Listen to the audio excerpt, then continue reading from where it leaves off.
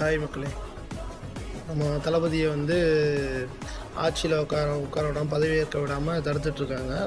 இதுக்கு பின்னாடியில் யார் இருக்காங்கன்னு மொத்த தமிழ்நாட்டு மக்களுக்குமே தெரியும். பின்னாடி யார் என்ன வேலை பார்க்காங்க எல்லாமே தெரியும். ஆனால் இப்போ நடக்கக்கூடிய போராட்டம், இப்போ நடக்கக்கூடிய ஆர்ப்பாட்டம் எல்லா இடத்துலையுமே நம்ம தளபதி தொண்டர்கள் மக்கள் எல்லாருமே சேர்ந்து நடத்த ஆரம்பிச்சிட்டாங்க. ஆனால் இது ஓயுமான்னு கேட்டால் கண்டிப்பாக ஓயாது.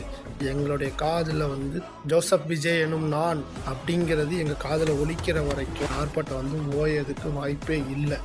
சரிங்களா? இதே பிரச்சனை 2018 ஒரு கர்நாடகாவில் ஒரு சிஎம் ஜெயிச்சாப்புல. அவர் 112 வாங்க இடத்துல 104 எடுத்தாப்புல.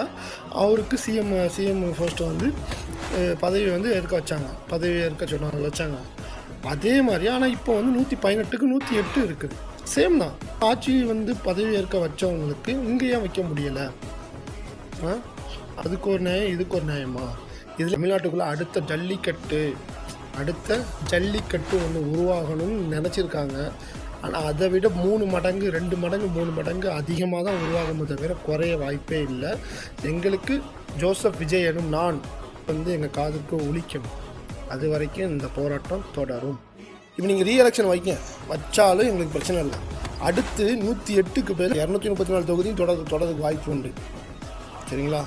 இதோட மெஜாரிட்டி அதிகமாட்டு எங்கள் தளபதி உள்ளே வருவார். நெஞ்சில் குடியிருக்கும்